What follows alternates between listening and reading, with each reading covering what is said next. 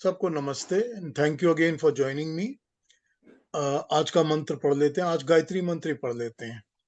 ओम भूर्भुवः स्वः तत्सवितुर्वरेण्यं भर्गो देवस्य धीमहि धियो यो नः प्रचोदयात्। ओम। शुरू करता हूं। आज तो अरुणा जी हैं तो श्लोक से शुरू हो जाएगा, पर उसके पहले पूछ लेता हूं आप सबसे। अगर कोई कल जो बातें हुई थी हमारी, उस पर किसी ने कुछ पूछना हो या कहना हो तो बात कर सकते हैं, वरना मैं नए श्लोक पे शुरू कर दूंगा। कोई बात किसी ने कहनी है, कुछ पूछना है?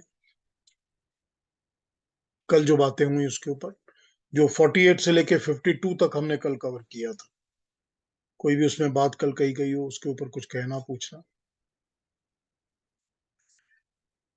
आज शुरू करते हैं। अरुणा जी, आप 53, सिर्फ केवल 53 ही पढ़िए, ठीक है? सब श्रुति अपने, हाँ जी, सॉरी, बोलिए। श्रुति विप्रतिपन्ना ते यदा स्थास्यति निश्चला समाधावचला बुद्धिस्तदा योगमवाप्स्यसि। इसको पढ़ लेते हैं 53 को। 54 से थोड़ा सा चेंज हो जाएगा, इसलिए 53 ही पढ़ रहे हैं अभी।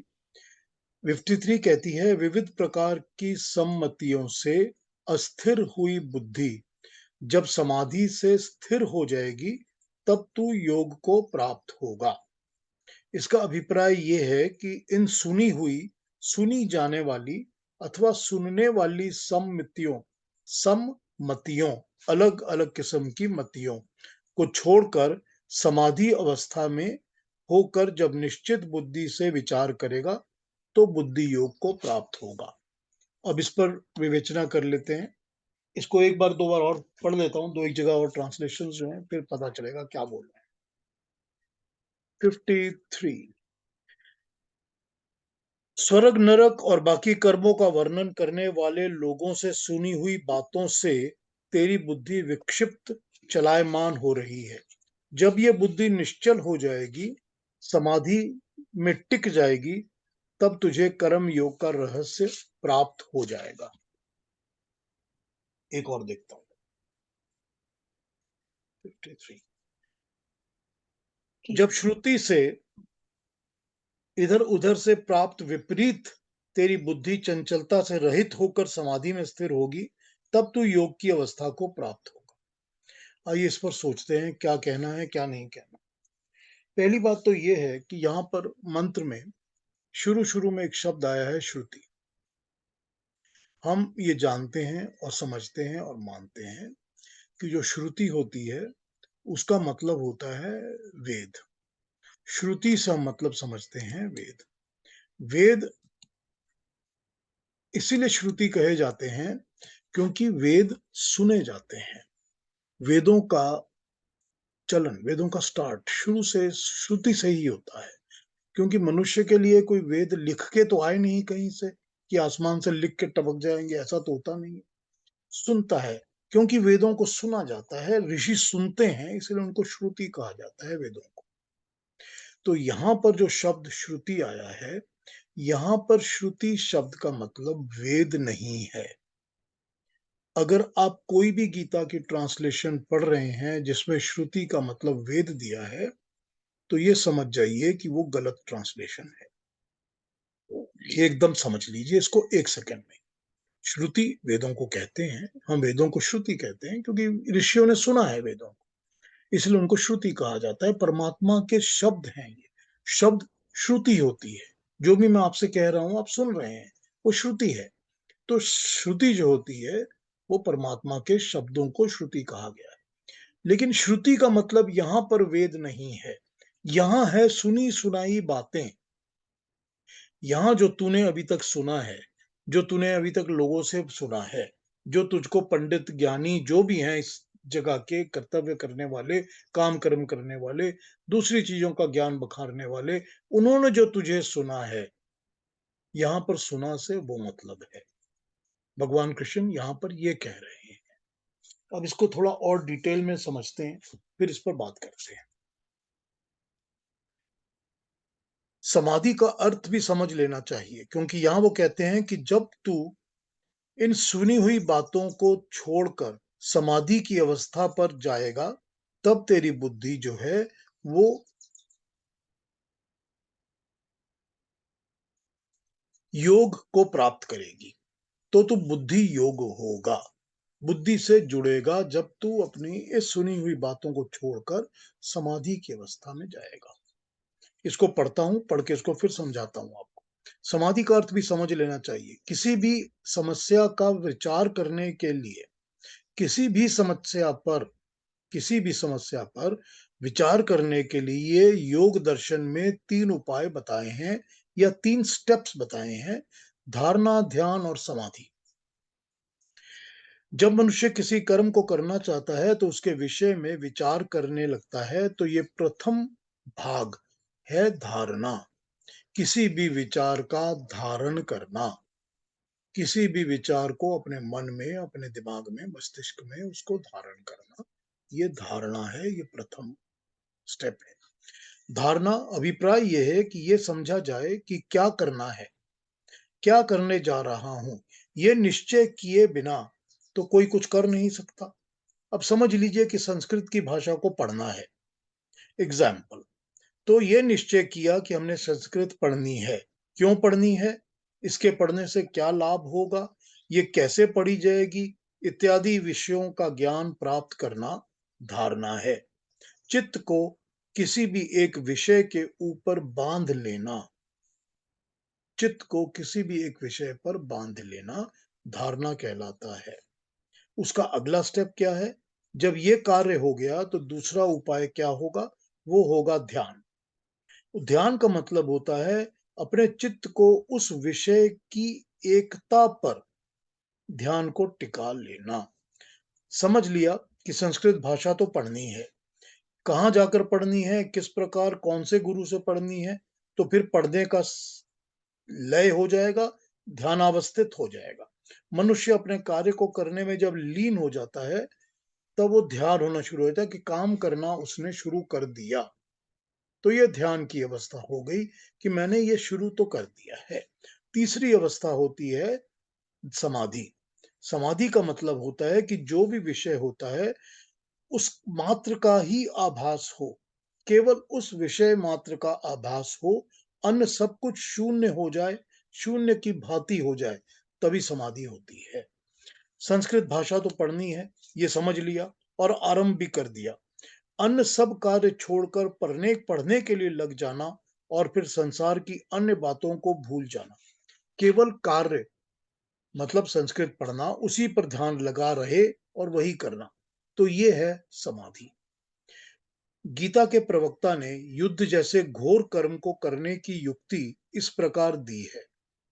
घोर कर्म है युद्ध, मगर उसकी युक्ति इस प्रकार दी है: कर्म मनुष्य को इस संसार से बांधता है, कर्म का फल प्राप्त होता है, फल प्राप्त करते हुए मनुष्य पुनः कर्म करता है, इसका भी फल मिलता है। इस प्रकार कर्म और कर्म फल और कर्म और कर्म फल, ये एक बंधन युक्त प्रक्रिया, कर्म तथा फल की श्रृंखला बन जाती है। श्रृंखला के बंधन से मुक्त होने का उपाय कुछ ऐसा होना चाहिए कि कर्म तो किया जाए, किंतु कर्म फल से मुक्त हो जाए, तभी चेन टूटेगी, तभी श्रृंखला टूटेगी। इसीलिए गीता कहती है बुद्धि युक्त होकर कर्म कर।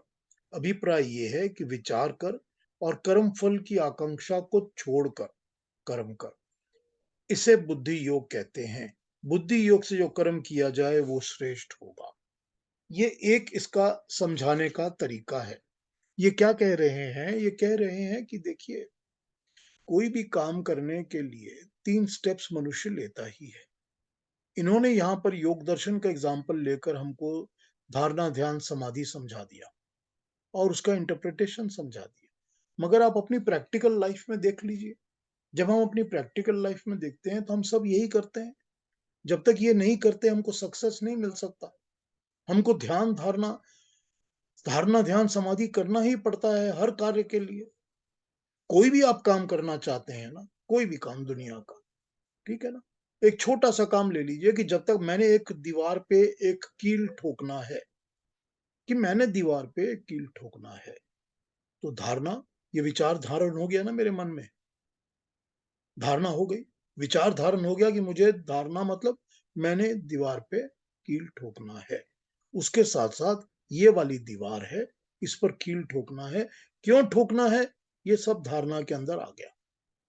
जैसे ही उस पर ध्यान देना शुरू किया, तो मुझे पता चला मुझे एक कील चाहिए, एक हथौड़ी चाहिए और क्या चाहिए, ये सब चीज़ें हो गई।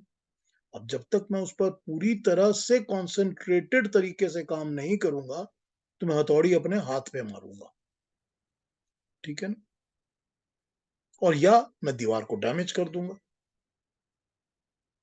तो हो गई ना 3 स्टेप्स। बड़ी सिंपल है ना समझने की बात ये।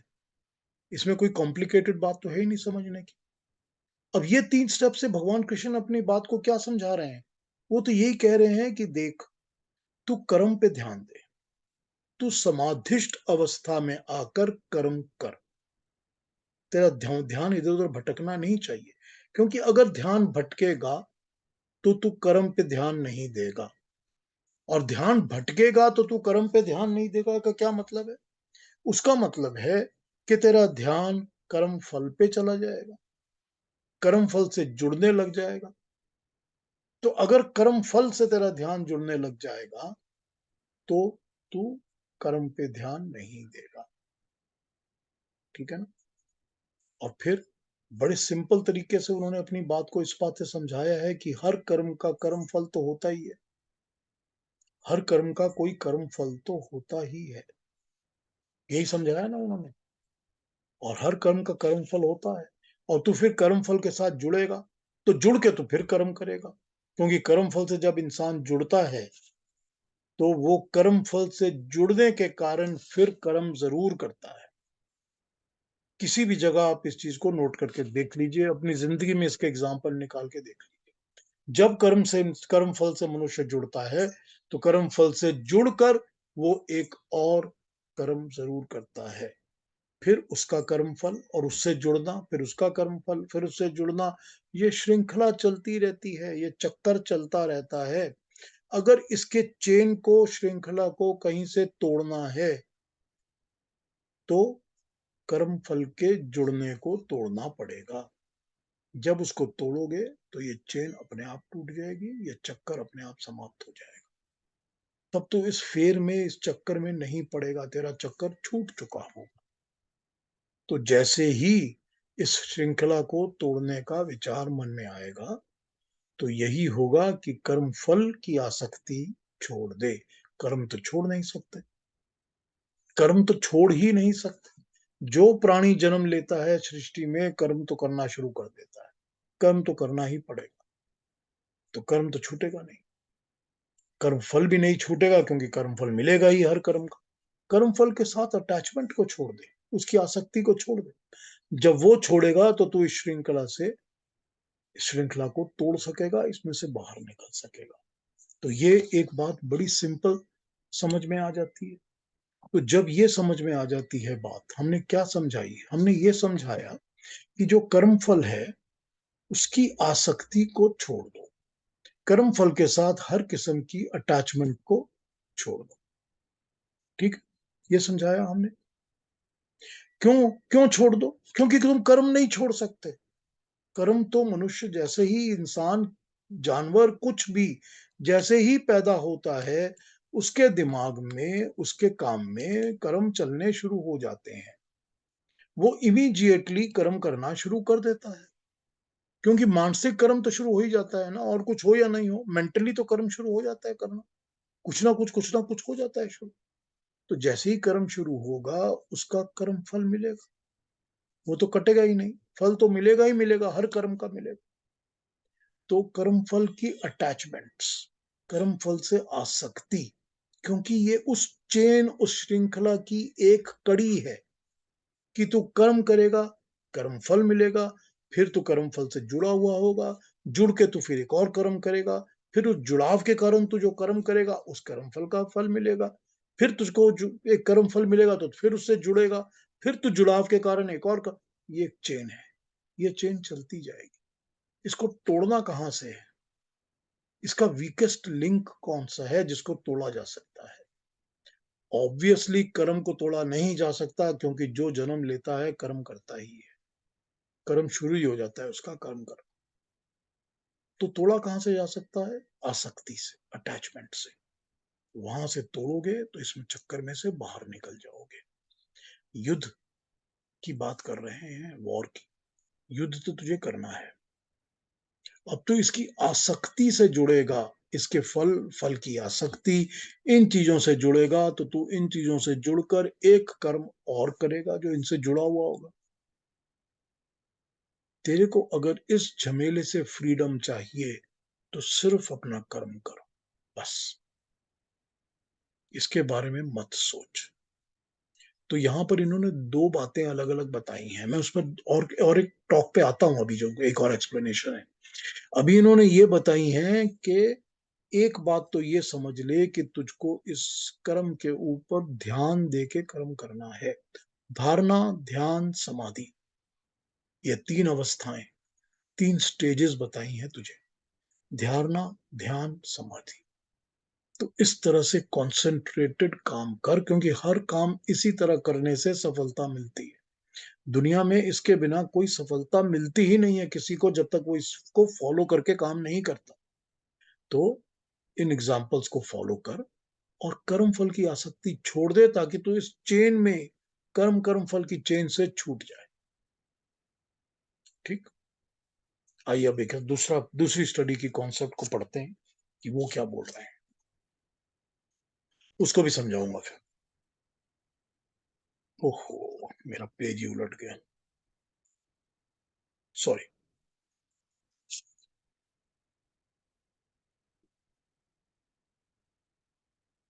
ओह, 53।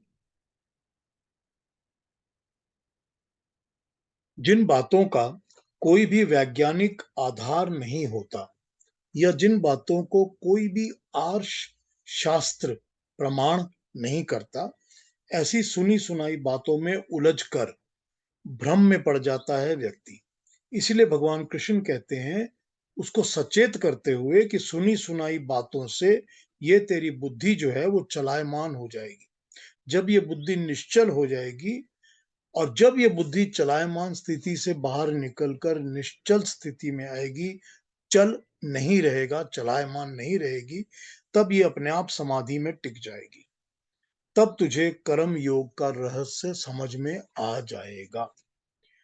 व्यक्ति की वृत्तियां, जो व्यक्ति होता है, हर मनुष्य जो होता है, उसकी जो वृत्तियां होती हैं, एटीट्यूड, वृत्ति, काम करने के तरीके, ये वृत्तियां त्रिगुणात्मक होती हैं। तीन गुणों वाली, त्रिगुणात्मक वृत्तियां त्रिगुणात्मक होती हैं। उसके आधार पर उसका चिंतन भी तीन प्रकार का हो जाता है, थिंकिंग।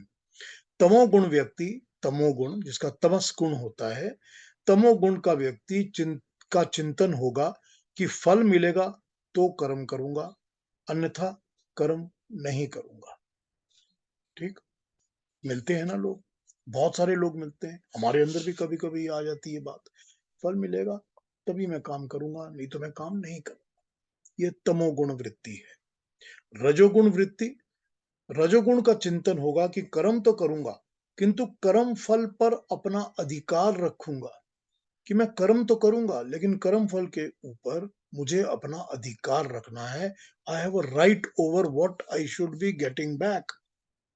राइट, अधिकार, मुझे अधिकार होना चाहिए, मुझे कंट्रोल होना चाहिए कि मुझे क्या मिलेगा, कितनी मात्रा में क्या मिलेगा, इस पर मुझे कंट्रोल होना चाहिए।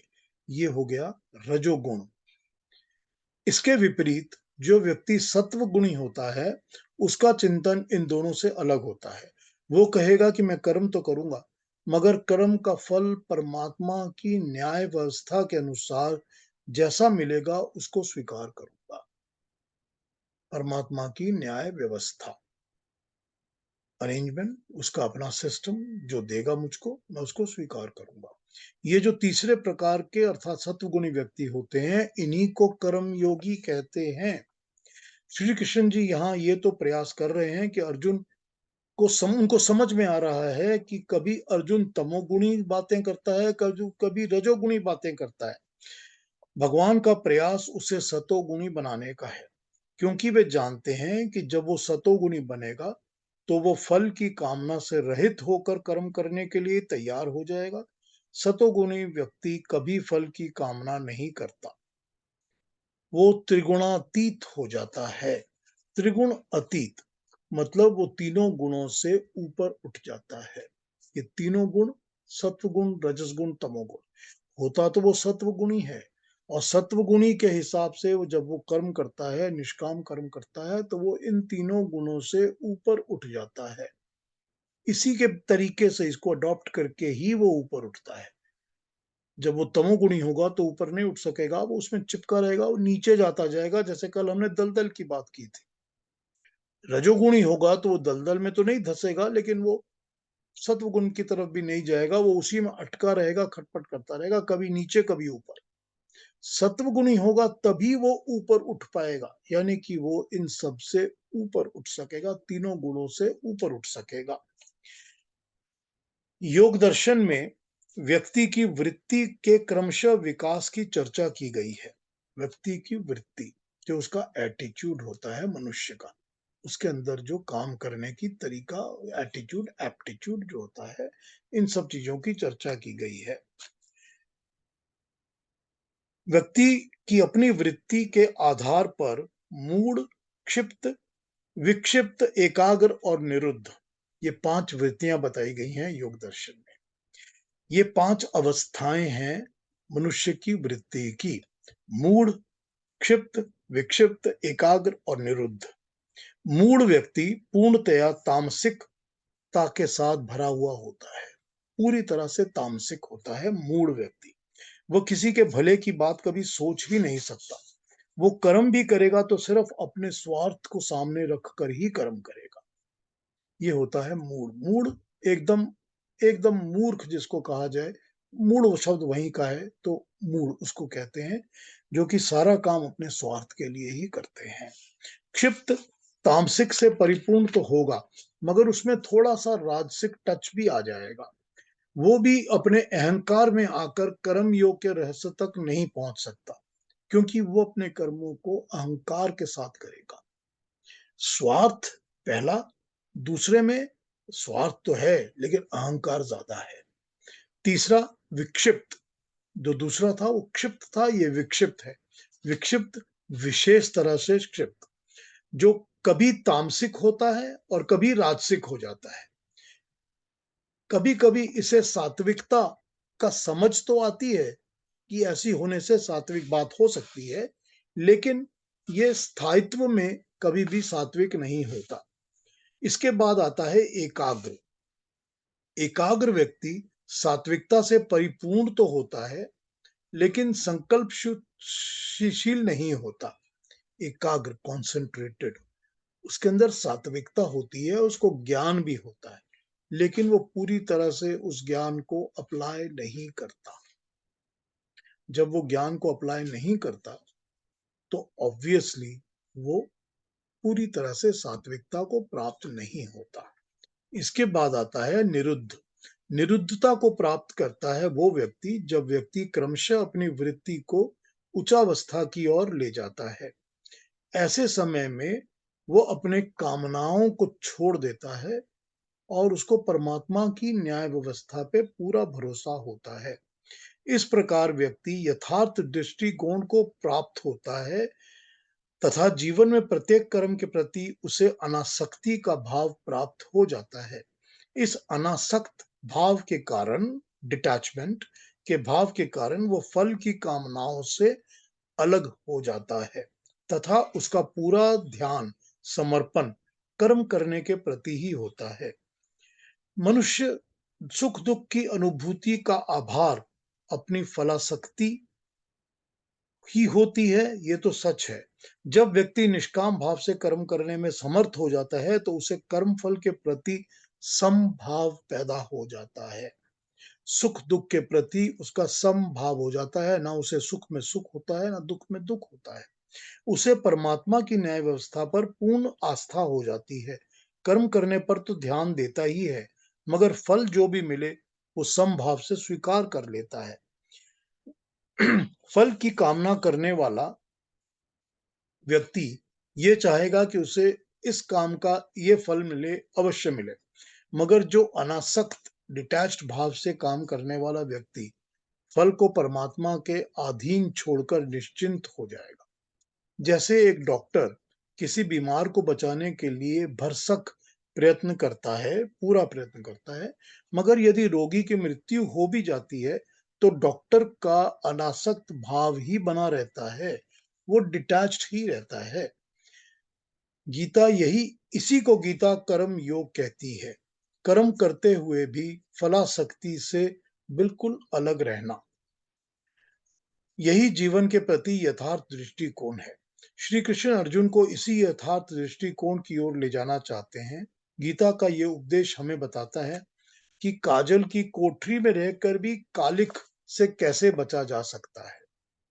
सकाम कर्म करने वाले व्यक्ति की आकांक्षा कर्म फल पर होती है, मगर निष्काम व्यक्ति का पूरा ध्यान कर्म करने पर ही होता है। सकाम व्यक्ति के दृष्टिकोण में केवल अपना ही स्वार्थ होता है, मगर निष्काम व्यक्ति के का अपना कोई स्वार्थ नहीं होता। सकाम व्यक्ति का लक्ष्य केवल अपनी ही स्वार्थ की सिद्धि तक सीमित रहता है, लिमिटेड रहता है, जबकि निष्काम व्यक्ति परहित को लेकर चलता है। सकाम की दृष्टि संकुचित होती है, निष्काम की दृष्टि सार्वभौमिक होती है। सकाम व्यक्ति सदा सुख दुख के झूले में झूलता रहता है, मगर निष्काम व्यक्ति समत्व के भाव के साथ जीता है। ये इतनी बड़ी कमेंट्री है इस एक मंत्र के, इस एक श्लोक के ऊपर। आइए समझते हैं कि कहना क्या चाह रहे हैं, ये क्या कहना चाह रहे हैं। ये अलग अलग तरीके से अपनी बात प्रेजेंट कर रहे हैं। पहले मैंने एक व्यू में दो अलग अलग बातों के व्यू पॉइंट्स को समझाया है, ठीक है ना, जिसमें उन्होंने कहा था कि धारणा, ध्यान, समाधि की एप्लीकेशन कैसी है, फिर कर्म और कर्मफल और कर्मफल की आसक्ति की श्रृंखला से छूटना कैसे है। करेक्ट। ये अब अलग तरीके से इस बात को समझा रहे हैं। ये कह रहे हैं कि जो इधर उधर से सुनी बातें हैं उनको छोड़कर समाधि की अवस्था में आकर कर्म करो, कर्म पर ध्यान देकर कर्म कर, कर्म के ऊपर धारणा लगा, ध्यान लगा, समाधि लगा, कर्म कर, तू फल की चिंता मत कर।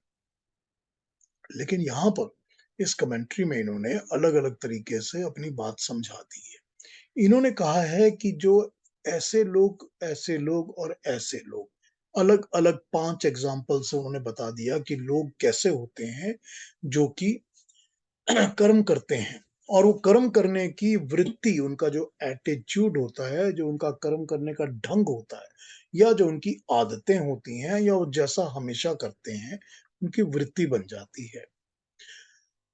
जो योग दर्शन है ना, योग दर्शन शुरू ही होता है चित्त वृत्ति निरोध।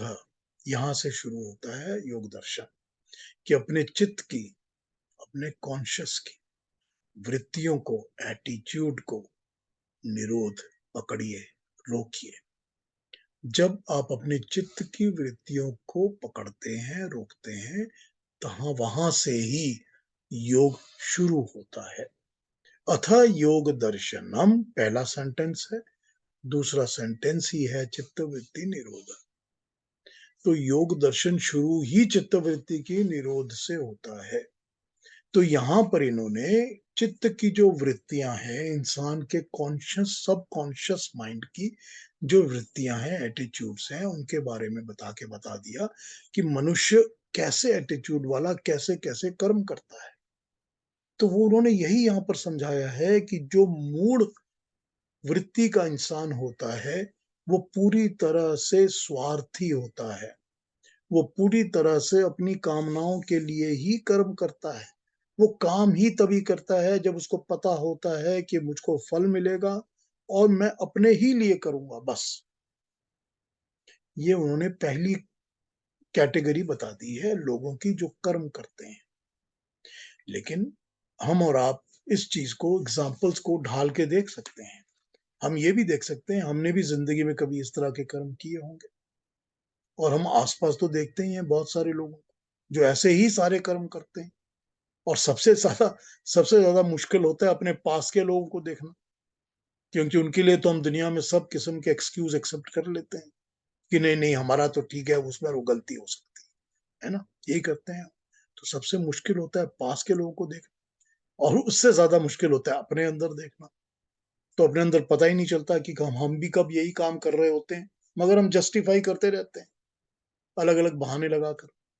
तो सबसे पहला तो ये है कि वो व्यक्ति जो कि स्वार्थी भाव से सिर्फ अपने लिए ही और फल के ऊपर पूरी तरह से जुड़कर ही काम करता है, बहुत दिखते हैं ऐसे लोग।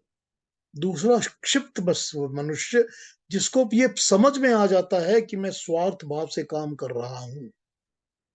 पहले वाले को तो समझ में ही नहीं आता, पहली अवस्था वाले मनुष्य को तो पता ही नहीं चलता कि मैं इतना स्वार्थी मनुष्य हूं। उसको तो लगता है यही ढंग है काम करने का, दुनिया ऐसे ही चलती है, मैं भी ऐसा ही हूं। दूसरे वाली लेवल पर उसको ये तो समझ में आ जाता है कि मैं स्वार्थी भाव से काम कर रहा हूं, और शायद ये पूरी तरह से उचित ठीक काम नहीं है, लेकिन वो करता है क्योंकि उसका अहंकार अलाउ नहीं करता। अब सेकंड स्टेज में अहंकार आ गया है। फर्स्ट स्टेज में अहंकार है, लेकिन फर्स्ट स्टेज के अहंकार को अहंकार की अनुभूति नहीं होती है, उसको स्वार्थ है बस। और उसको स्वार्थ की अनुभूति भी नहीं होती, उसको ये भी नहीं पता चलता कि मैं स्वार्थी भाव से काम कर रहा हूं या मैं अहंकार के भाव से कर रहा हूं। वो कर रहा है बस, उसकी वो एटीट्यूड वही बनी हुई है, वही आदत, वो वैसे ही करेगा। दूसरे लेवल पर अहंकार का भाव आ जाता है कि मुझे पता तो है कि मैं स्वार्थी भाव से काम कर रहा हूं, मगर मैं अपने अहंकार के कारण, अपने ईगो के कारण दूसरी तरह से काम नहीं करूंगा, मैं स्वार्थी काम ही करूंगा। जो तीसरे लेवल का विक्षिप्त कहा है, वो ये कहा है कि वो मनुष्य जिसको इसका भाव भी हो जाता है, उसका भाव भी हो जाता है, यानी वो रजस तरीके से काम कर रहा है। वो ये सोच के काम कर रहा है कि मैं स्वार्थी तो नहीं हूं, मैं सिर्फ अपने लिए काम कर रहा हूं ये तो नहीं हूं, पर मुझे अपने काम कर्म फल पर अधिकार, कंट्रोल चाहिए। ठीक है। मैं एक बहुत बड़ा कुआं खोद रहा हूं ताकि सारा गांव इसमें पानी पी सके, लेकिन लेकिन मुझे ऊपर बोर्ड भी लगाना है कि मेरे नाम का कुआं है, और उसके साथ साथ मुझे ये भी कहना है कि पहले 4 बाल्टियां मैं उठाऊंगा, उसके बाद कोई और उठाए। हो गया ना? अच्छा काम तो मैं कर रहा हूँ, सारे गांव के लिए काम कर रहा हूँ कि मैंने कुआं खोद दिया, लेकिन उसके साथ साथ मेरे को अपने कर्म फल पर भी तो अधिकार चाहिए, कि जो भी आएगा वो मेरा नाम जरूर लेगा ना, कि मेरे नाम पर अच्छा जरूर बोलेगा ना, वो कर्म फल पर अधिकार चाहिए मुझे। चौथा अवस्था, ठीक है, चौथी अवस्था वो है मनुष्य की जो कि सात्विकता की तरफ जा रहा है। उसको पता है ये सब गलत है, उसको पता है कि मैं कुआं तो मैं खोद रहा हूं, मगर उसमें पहला अधिकार मेरा होना चाहिए, या ये सारी बातें हटा देता है। सात्विकता की तरफ जा रहा है कि अच्छा ही कर रहा हूं, मैं सबके लिए कर रहा हूं, सकाम कर्म नहीं कर रहा, मुझे इसमें से कुछ चाहिए नहीं। लेकिन फिर भी वो पूरी तरह से निष्काम कर्म नहीं करता, उसमें कुछ ना कुछ राजसिक भाव बना रहता है, कि सारा गांव, मैंने नाम तो नहीं लिखा इस पर अपना, लेकिन सारा गांव को चाहिए कि मुझे रोज नमस्ते कहे और मुझे कहे कि आपने बहुत अच्छा काम किया है। ये तो मैं एक्सपेक्ट कर सकता हूँ ना, मैंने उस पर अपना बोर्ड नहीं लगाया, लेकिन ये तो मैं एक्सपेक्ट कर सकता हूँ कि सारा गांव मुझे रोज उठ के नमस्ते कहे और कहे जी आपने बड़ा अच्छा काम किया, आप ही के कारण हम पानी पी रहे हैं, आप नहीं होते तो बच्चे भूखे मर जाते, प्यासे मर जाते। ये तो होना चाहिए ना। तो वो सकाम तो नहीं है, लेकिन निष्काम भी तो नहीं है ना, कामना तो आ गई ना उसमें। लेकिन पांचवा जो बताया, जो पूरी तरह से निरुद्ध काम कर रहा है, वो कर रहा है 100% निष्काम कर्म। अब यहाँ निष्काम कर्म के साथ साथ एक भावना, एक भाव या एक प्रिंसिपल कहा जाए और जोड़ दिया गया है। क्या जोड़ा गया है? वो जोड़ा गया है परमात्मा की न्याय व्यवस्था पर भरोसा।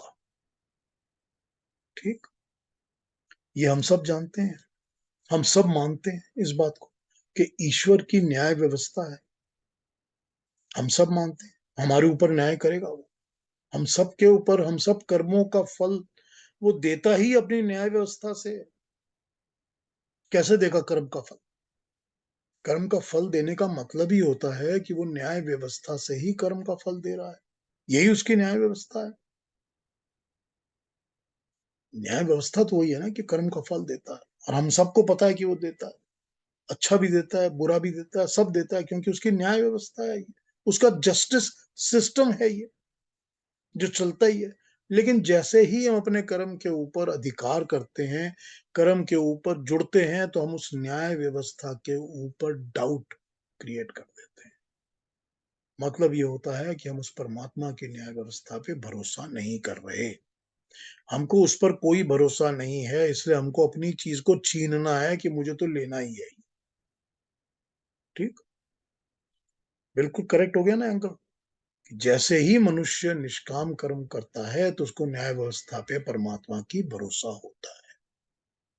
जिसको परमात्मा पर, पहली बात तो ये है कि ईश्वर नाम की एक एंटिटी पर, एक सत्ता पर जिसको भरोसा ही नहीं है, उसको तो न्याय व्यवस्था पे भरोसा होगा ही नहीं। वो तो पूरी तरह से तामसिक होगा।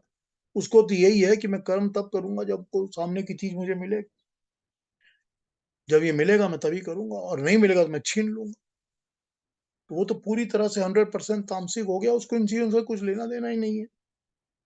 लेकिन जिस मनुष्य को पता होता है कि इस संसार में, इस दुनिया में, इस सृष्टि में कोई परमात्मा नाम की एक वस्तु है जिस पर मैं थोड़ा सा भी भरोसा करता हूँ, थोड़ा सा भी विश्वास करता हूँ, तो उसको ये पता होना चाहिए कि उसकी एक न्याय व्यवस्था है जो चल रही है। सारी दुनिया में ही उसका एक जस्टिस सिस्टम है जो चलता है। ठीक है ना? सारी दुनिया के लोग मानते हैं कि उसका एक जस्टिस सिस्टम है जो चल रहा है। तो फिर निष्काम कर्म करने में प्रॉब्लम कहां पर है? फिर यही प्रॉब्लम है कि या तो अहंकार बीच में आता है, या सकामता बीच में आ जाती है। कहीं ना किसी कामना के साथ इंसान जुड़ जाता है, या अहंकार के साथ जुड़ जाता है। और जैसे इनके साथ जुड़ता है, निष्कामता खत्म हो जाती है। और निष्कामता खत्म होती है तो परमात्मा की न्याय व्यवस्था पर विश्वास खत्म हो जाता है। ठीक, सारी चीजें इन प्लेस पड़ रही है ना बिल्कुल, कि क्या समझाया गया इस एक श्लोक के अंदर, कितने अलग अलग तरीके से इसकी बात को बताया गया है। ठीक है ना? अभी कुछ पूछना है इसके बारे में? अब इसके ऊपर कोई और कमेंट, कोई पूछना हो, कोई बात कहनी हो तो कहिए, मैं फिर समझा सकता हूँ आपको इन डिटेल सारी की सारी बातें। कुछ भी पूछना हो पूछ लीजिए। से पीयूष, कर्म तो इंसान अपने लिए भी जो करता है वो भी सोच समझ के नहीं करता है। तो जिसको जो उसको पता है कि मैं अगर सीधा नहीं बैठूंगा तो मेरी पीठ तो तकलीफ हो जाएगी, अगर मैं टीवी देखकर खाना खा रहा हूँ तो मेरे को खाना ठीक से नहीं, ये सब बातें पता है, लेकिन हम फिर भी नहीं फॉलो करते, अपने लिए भी नहीं करते हैं। आदत, उसी को तो वृत्ति कहा है ना। वही तो पहली वृत्ति वही तो हो जाती है कि जो आदत पड़ी हुई है, जो हैबिट्स डाली हैं, जो अपने एटीट्यूड्स बड़े बड़े हैं, वो हटते नहीं है। जबकि ज्ञान है, सारा ज्ञान है, लेकिन फिर भी नहीं चेंज करना। हाँ, तो तामसिकता है ना वही, अंधेरापन है ना, ज्ञान नहीं आता ना अंदर, ब्लैकआउट हुआ है, रोशनी नहीं आती। हाँ जी, कोई और क्वेश्चन, कोई और बात? जी, मैं एक पूछना चाहती हूँ पीयूष जी। हाँ इंदिरा जी, हाँ सॉरी आपने कविता जी। आपने जो स्टेजेस बताए, मूड, क्षिप्त, विक्षिप्त, और उसके बाद एकाग्र और निरुद्ध, हाँ जी। तो ये क्या हर हर व्यक्ति जन्म से लेकर ये चारों अवस्था में से पास होता है, और उसके संस्कार के बेसिस पे ये अवस्थाएं कम ज्यादा ड्यूरेशन की रहती है, या किसी पर्टिकुलर अवस्था से ही वो शुरू करता है, क्षिप्त या विक्षिप्त? दोनों ये बातें मेरा हो सवाल। सकती, दोनों बातें हो सकती। ये हो सकता ओ, है कि जो मनुष्य पैदा हुआ है, वो पैदा होकर, नॉर्मली अगर देखा जाए आम तौर पर, तो हम सब मनुष्य इन पांचों अवस्थाओं में से गुजर कर ही रादर चारों अवस्थाओं से गुजर कर ही 5वीं तक पहुंच सकते हैं। आप अगर देखेंगी हम लोग अपनी जिंदगियों को, तो हमको इन चारों में से गुजरना ही पड़ता है 5वीं तक पहुंचने के लिए। मगर ऐसा भी हो सकता है कि कुछ मनुष्य बहुत कम उम्र में ही पहली 2 या 3 अवस्थाओं को पार कर चुके हैं, क्योंकि उनके अंदर जो उनका चित्त है, उनका जो सबकॉन्शियस माइंड है, वो ऑलरेडी इन चीजों से डील कर सेटल कर चुका है कि मुझे ये नहीं करना। ठीक है ना? अब कोई बच्चा पैदा होता है, तो बच्चा जब पैदा होता है और उसको जो खाना मिलता है, तो वो तो स्वार्थ के लिए ही खा रहा है ना, अपने लिए। वो तो जीवन में लोगों के कल्याण के लिए तो नहीं कुछ कर रहा उस वक्त। लेकिन जब वो बड़ा होने लगता है, तो कई बच्चे बहुत स्वार्थी होते हैं और स्वार्थी ही रहते हैं। लेकिन बहुत सारे बच्चे जो होते हैं वो स्वार्थी नहीं होते। वो सब अपने आसपास के बच्चों के लिए, अपने परिवार के लिए, अपने कॉलेज, पूरे स्कूल के लिए, सबके लिए अच्छा करते हैं। होते हैं ना?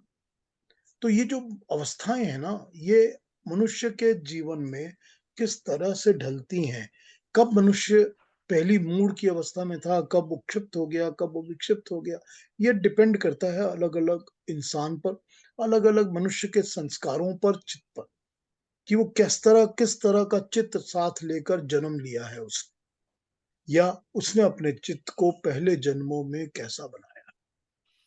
हम आज जो भी करते हैं, आप, मैं, हम सब, हम जो भी आज सोचते हैं, कुछ भी जो भी सोचते हैं, उसका इंप्रेशन हमारे चित्त पर जरूर पड़ता है। इसीलिए तो बचपन से कहा जाता है ना, बेटा अच्छी बातें करो, अच्छी बातें सुनो, अच्छी बातें पढ़ो, अच्छा लिटरेचर पढ़ो, अच्छी फिल्म्स देखो, अच्छी चीजें देखो, ये कहा जाता है। गंदी चीजें मत देखो। क्यों? क्योंकि उस चीज का इंप्रेशन हमारे चित्त पे जरूर पड़ता है। हर थॉट का इंप्रेशन हमारे चित्त पे जरूर पड़ता है। तो ये हम किस तरह के सारी कलेक्टिव चित्त के ऊपर जो कलेक्शंस हमने डाली हैं, कैसा लेकर हम जन्म ले रहे हैं, ये उस पर डिपेंड करता है। तो किसी का कैसा चित्त, किसी का कैसा चित्त, यही तो हमारी इंडिविजुअलिटी है ना। हर इंसान इसीलिए तो यूनिक है, क्योंकि किसी का एक कॉमन दो हो ही नहीं सकते, दो इंसान। सब, हर इंसान अलग अलग यूनिक होता है, क्योंकि किसी का कैसा चित्त है, किसी का कैसा चित्त है, किसी का कैसा मन है, किसी का कैसा मन है। किसी का मन ही नहीं लगता कि मैं स्वार्थ के बिना कोई काम करूं, ये मन नहीं करता। मन करता है मैं सारे अपने लिए करूं, सारा दुनिया का सब काम मेरे लिए। What is there for me, है ना? हर बात पे पूछा जाता है, what is there for me in it. तो मेरे तो लिए कुछ पूरी नहीं है तो मैं क्यों करूं? सॉरी। तो पूरी जिंदगी वो मूड ही अवस्था में रहता है ना? हाँ, ऐसे बहुत से, क्यों ज्यादातर लोग मूल अवस्था में ही सारी जिंदगी बिता देते हैं। हम्म ज्यादातर लोग तो मूल अवस्था में ही सारी जिंदगी बिता देते हैं ना। हम्म। यही तो सारा, यही खेल है सारा। और कितना जिनको सोचने। अवेयरनेस, अवेयरनेस हम्म भी जिनको होती है, वो भी अहंकार रोक देता है उनको। हम्म। तो वो क्षिप्त अवस्था में रहते हैं। हाँ, तो अगर आप परसेंटेजेस निकालना चाहें, तो आपको लगेगा कि मैक्सिमम परसेंटेज तो मूड ही रहते हैं। मूड ही रहते उसके हैं। बाद की बहुत बड़ी परसेंटेज क्षिप्त में रहते हैं। हम्म। फिर विक्षिप्त और निग्रह वगैरह में आने में तो बहुत टाइम लग जाता है ना। और जी। उसके बाद 5वीं अवस्था में तो बहुत, मतलब सारी दुनिया के अंदर ही हैंडफुल लोग मिल जाएंगे आप। और उसके लिए कितने जन्म लेने पड़ेंगे, प्रयत्न करते करते, अभ्यास करते करते। तो सबसे पहले तो अपनी मेंटल थिंकिंग को ही तो स्टॉप करना पड़ेगा ना। हम्म अपने मन में जो चलता रहता है, जो चैटर चलता रहता है 24/7 अंदर, उसको रोक के उसको ट्यून करना पड़ेगा कि मत करो ये। वही सारी बात आ जाती है ना, कि तब ध्यान लगाना शुरू करिए, दिमाग से थॉट्स को बाहर निकालना शुरू करिए, खाली करना शुरू करिए, मेडिटेट करना शुरू करिए, ताकि दिमाग में हर समय गलत गलत बातें ना घूमती रहें। सब कुछ फॉल इन प्लेस हो जाता है ना, वन आफ्टर द अदर, की इच्छा, ये कैसे होगा, ये ऐसे होगा, ये कैसे होगा, ये ऐसे होगा। ठीक है ना? जी, बहुत अच्छी तरह से समझे। Thank you. आज और बहुत दिनों बाद। हाँ जी, विचार करने जैसे है। क्या कह रही हैं? नहीं, इसके ऊपर विचार करना जरूरी है। बहुत विचार जरूरी करने, है। विचार प्रवर्तक ही बातें है ये। बिल्कुल, बहुत जरूरी है विचार करना। बहुत जरूरी है इस चीज का विचार करना कि मैं अपने चित्त के ऊपर किस तरह का इंप्रेशन हर मोमेंट डाल रहा हूं, मैं क्या कर रहा हूं, हर every moment of my life मैं कौन सा इंप्रेशन चित्त पे डाल रहा हूं, और चित्त के ऊपर जो इंप्रेशंस पड़ते हैं उनका निचोड़ आत्मा पे पड़ जाता है, सोल के ऊपर। और अगली बार जब जन्म लेती है वो आत्मा, तो उसके अंदर वही इंप्रेशंस पनपने लगते हैं कि अरे मेरे को तो ये अच्छा लगता था, तो यही चाहिए, कि मेरे को तो इसी चीज का शौक था। तो वो चीजें आत्मा अपने साथ लेके बैठ जाती है। और यही आत्माएं जो 250 अलग अलग अलग अलग कारण बताए थे कि क्यों मनुष्य उस ब्रह्म चक्र में जाके चिपका रहता है, अटका रहता है, यही है वो आत्माओं के लक्षण, कि क्यों वो उस ब्रह्म चक्र में चिपकती हैं और क्यों उनको दोबारा से जन्म, दोबारा से जन्म, दोबारा से जन्म लेते रहना पड़ता है। यही कारण होते हैं ना। तो कहां से करेक्शन करनी है? करेक्शन करने के लिए ही तो जीवन मिलता है और मनुष्य जीवन मिलता है, कि जब इंसान का जन्म मिला है तो अपने आप को ठीक करो, अपने आप को करेक्ट करो, या दलदल में फंसते जाओ और अंदर चले जाओ और अंदर चले जाओ। जब अंदर चले जाओगे तो कुछ दिखेगा ही नहीं, बाहर सब अंधेरा हो जाएगा। यही बात है ना सारी, कि अपने ऊपर काम करो। सारा काम ही अर्जुन ने अपने ऊपर करना है, यही भगवान कृष्ण उनको बता रहे हैं। ठीक है ना? हाँ जी, कोई और बात, कोई और प्रश्न? आज बहुत दिनों बाद हमारे साथ श्वेता जी ने ज्वाइन किया है, तो पहले श्वेता जी को पूछते हैं कि कुछ पूछना है कि नहीं।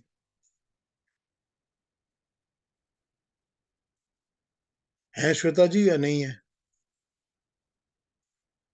हाँ, शायद नहीं सुन रही। ठीक है, कोई और बात किसी ने पूछनी है, कोई प्रश्न करना है किसी ने? आशीष जी, कुछ आपके मन में आ रहा है? हाँ जी प्रभु जी, मेरे लिए एक सवाल है मेरा। हाँ, बोलिए। कर्म फल में और ध्येय में क्या फर्क है? कर्म फल में और ध्येय में? जी, ध्येय एज इन द गोल, बड़ा जो अच्छा हमने पूछा जिसको। है। अच्छा पूछा है आपने। कर्म फल में और ध्येय में ये फर्क है कि ध्येय तो मैं निर्धारित करता हूं, मनुष्य निर्धारित करता है कि मेरा ध्येय क्या है काम करने का।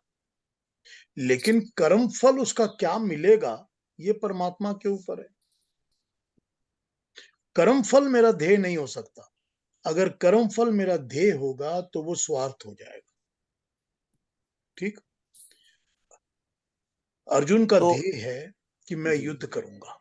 अब मैं युद्ध अपने पूरे अच्छे सामर्थ्य के साथ करूंगा, लेकिन ध्येय मैं युद्ध जीतूंगा ही, ये हो सकता है, पर जीतूंगा कि नहीं जीतूंगा ये नहीं हो सकता। मैं जीतना चाहता हूं, मैं जीतने के लिए ही अपने पूरे मन से, पूरे तरीके से युद्ध करूंगा, ये तो ध्येय हो सकता है। लेकिन जीतूंगा ही या नहीं जीतूंगा, ये तो कर्म फल है ना, ये तो परमात्मा का दिया हुआ है, ये क्या होगा पता नहीं है। तो ध्येय में और कर्म फल में थोड़ा सा यही फर्क है कि ध्येय तो मैं, मनुष्य निर्धारित करता है, कर्म फल मनुष्य निर्धारित नहीं करता, परमात्मा निर्धारित करता नहीं वो तो ठीक है, चलो परमात्मा निर्धारित निर्धारित करेगा कर्म फल को। लेकिन अम, क्या कर्म फल से का तात्पर्य ये भी है कि उससे उस मनुष्य का क्या को क्या प्राप्ति होगी? Is that what you mean by कर्म फल? क्योंकि ध्येय हो सकता है हमारा कि हमने समाज में कुछ काम करना है, हमारा ध्येय समाज के लिए कुछ काम करना। लेकिन क्या कर्म फल को आपको ऐसे देखें कि उससे मेरा क्या नाम होगा? इज दैट अ कर्म फल? है। नो या नो, वो समाज का भला बिल्कुल होगा भी नहीं होगा, नहीं। वो कर्म नहीं फल है? नहीं नहीं, जैसे ही ध्येय अगर ये होगा कि मेरा नाम होगा, तब तो आपका स्वार्थ हो गया। नहीं, वो ध्येय नहीं है हमारा। ध्येय है समाज का कुछ काम हो सपोज। हो गया खत्म, लेकिन बस ध्येय ये है कि मैंने समाज का काम करना है। उसका कर्म जी, फल क्या होगा ये तो अपने हाथ में नहीं है ना। जी। तो कर्म फल और ध्येय तो दो डिफरेंट चीजें हैं ना। ध्येय तो हम्म। ये हो सकता है कि मैंने समाज का काम करना है, मैं निष्काम काम करे जा रहा हूँ। जी। कर्म फल उसका ये होगा कि मुझे उसको अच्छा फल मिलेगा, मुझे सुख मिलेगा, मेरा मन, मेरी आत्मा निश्चल हो जाएगी और भी कॉन्सेंट्रेटेड हो जाएगी, और भी शुद्ध हो जाएगी। वो सब हो सकता है। लेकिन ध्येय तो हम्म। यहाँ पर यही था कि मुझको काम ठीक करना। ध्येय ये हो सकता है कि मुझे निष्काम कर्म करना है, ये ध्येय हो सकता है ना कि मैं जी अपने कर्मों को निष्काम कर्म करूंगा, ये मेरा ध्येय है, ठीक। लेकिन उसका फल ठीक क्या बात मिलेगा ये तो मेरे हाथ में है नहीं, ये तो परमात्मा के हाथ में है। तो कर्म फल तो अलग चीज है और ध्येय अलग चीज ठीक बात। है। अभी भी नहीं समझ में आया? नहीं नहीं आया, समझ में आया, thank you very much, thank नहीं, यू। कंफ्यूजन है तो फिर पूछ लीजिए। नहीं नहीं होगा तो मैं जरूर पूछूंगा, लेकिन फिलहाल आई थिंक इट्स क्लियर। ठीक है। हाँ जी, कोई और क्वेश्चन, कोई और बात? पीयूष जी, जी, यदि मेरे को कैसे पूछना वो समझ में नहीं आ रहा है कोई बात नहीं। कि ये इस किसी के साथ कुछ किया मैंने, पर वो पूर्व जन्म का मुझे देने का था, ठीक है, ठीक है। पर पर देना नहीं चाहिए, फिर भी दिया। ये पूर्व जन्म का है कि इधर का चॉइस है? नहीं, पहली बात तो ये है कि आप कुछ कर रही हैं तो आपको ये पता थोड़ी है कि पूर्व जन्म का है कि नहीं है। ये तो नहीं, पता ये नहीं तो होता नहीं। ना। तो जब जी। मनुष्य को ये पता नहीं है तो उसके ऊपर वो डिसाइड कैसे कर सकता है कि मुझे देना, पूर्व जन्म का देना था तो मैंने दे दिया?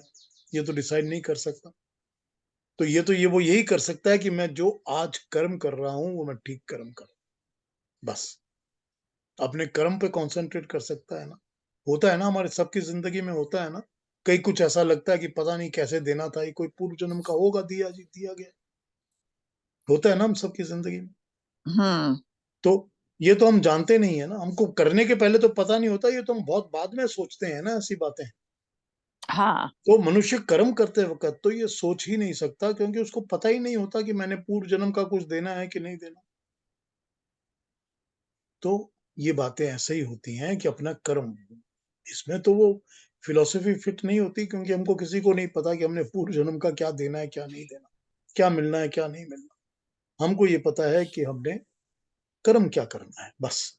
अपने कर्म पे ध्यान देना कि ये मैं ठीक कर रहा हूँ, गलत नहीं कर रहा हूँ, बस। That is enough. ठीक है ना? यदि ये पता चले कि पूर्व जन्म का मैंने दे दिया, तब तो फ्रीडम हो गई ना? नहीं, ये पता नहीं चलता ना। आपके पता करने का है ही नहीं। फ्रीडम तो वो दे देगा जो कर्म फल दे रहा है।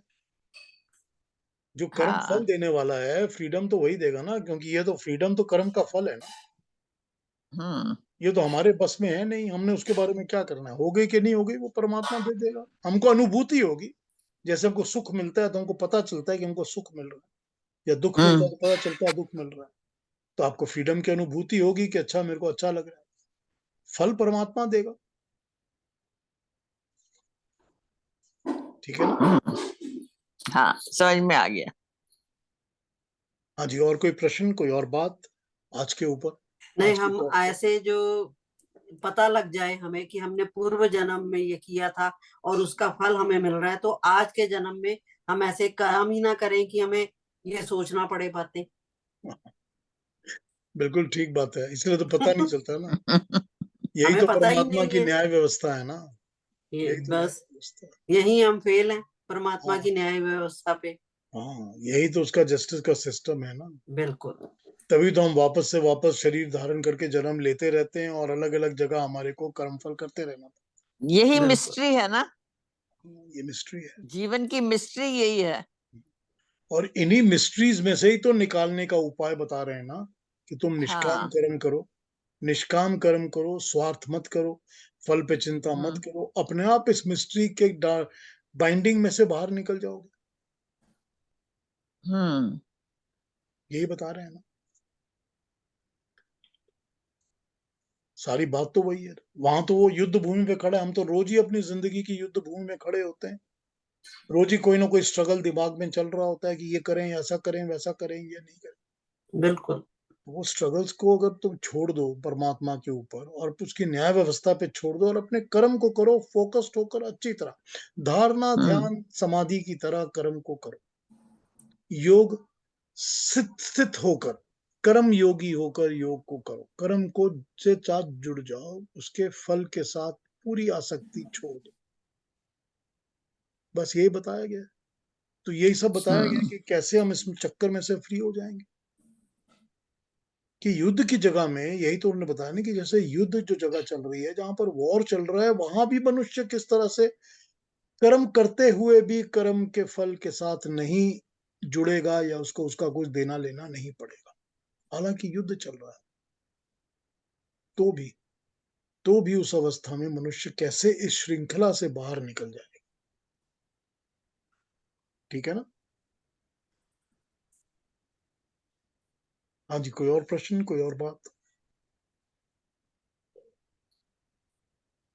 बहुत अच्छा पीयूष जी। बहुत समझ में आ गया। ठीक है, अगले हफ्ते हम 54 पे शुरू करेंगे। 54 अर्जुन का क्वेश्चन है, वो अर्जुन पूछ रहा है भगवान अर्जुन कृष्ण पूछ को, रहे हैं। हाँ, कि स्थित प्रज्ञ क्या होता है, कि जिनकी कॉन्सेंट्रेटेड बुद्धि हो जाती है, मेडिटेटिव बुद्धि हो जाती है, उसकी साइन क्या है, लक्षण क्या है। फिर भगवान कृष्ण अगले 3-4 श्लोक उसी को समझाने में लगाएंगे अलग अलग तरीके से। तो अगले हफ्ते हम उस पर शुरू करेंगे अपनी बात। 53 जो था ये इन सब से अलग था, इसलिए मैंने आज इसको सिर्फ अकेले 53 को डील किया, ताकि इसको मैं समझा सकूं अच्छी तरह। ठीक है ना? अच्छी तरह से समझ में आ गया पीयूष जी। अच्छी बात है कि समझ में आ गया। चलिए ठीक है, फिर अगले हफ्ते मिलते हैं। जी नमस्ते पीयूष जी। नमस्ते सबको पीयूष जी। नमस्ते। नमस्ते इंदिरा जी। सबको धन्यवाद। नमस्ते पीयूष जी, आप नमस्ते सबको प्रभा नमस्ते। जी, नमस्ते। नमस्ते। आप Thank सबको you. नमस्ते। Thank you.